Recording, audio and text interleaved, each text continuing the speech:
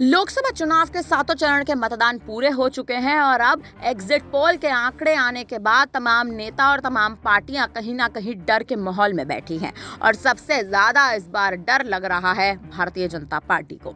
जी हां, आपको बता दें कि साल 2014 से भारतीय जनता पार्टी लगातार दबदबा बनाई हुई है। पिछले 10 साल से भारतीय जनता पार्टी के प्रमुख चेहरे प्रधानमंत्री नरेंद्र मोदी ने देश में अपनी सरकार कायम रखी है, देश में पार्टी कायम रखी है, केंद्र सरकार में भारतीय जनता पार्टी का दबदबा बनाए रखा है।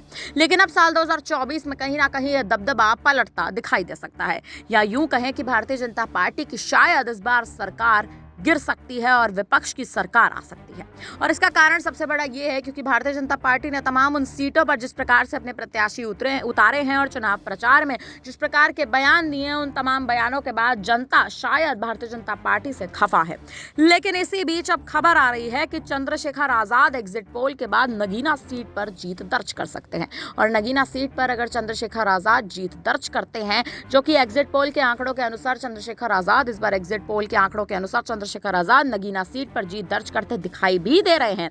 तो अगर इस बार आपको बता दें कि परिणामों में 4 जून को अगर चंद्रशेखर आजाद जीत दर्ज करते हैं तो उत्तर प्रदेश में मात्र एक सीट पर यानी नगीना सीट पर एएसपी पार्टी का दबदबा दिखाई देगा। और कहीं ना कहीं आने वाले समय में एएसपी पार्टी का दबदबा दिखाई देने से जो तमाम पार्टियां हैं, चाहे वो समाजवादी पार्टी हो, चाहे वो कांग्रेस पार्टी हो, वो कहीं ना कहीं चंद्रशेखर आजाद की ओर अपना रुख मोड़ सकती है, या फिर आने वाले समय में चंद्रशेखर आजाद शामिल हो सकते हैं विपक्षी गठबंधन के साथ। आपको बता दें कि खुद चंद्रशेखर आजाद ने भी इस पर अपना बयान दिया है। क्या कुछ उन्होंने कहा है वो भी आपको सुनाएंगे।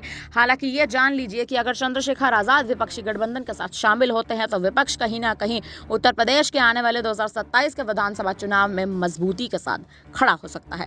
फिलहाल अब आप पहले सुन लीजिए कि आखिर चंद्रशेखर आजाद ने अपने बयान में क्या कुछ कहा। विचारधारा के लोग सरकार बना सकते हैं। बिल्कुल समर्थन करेंगे।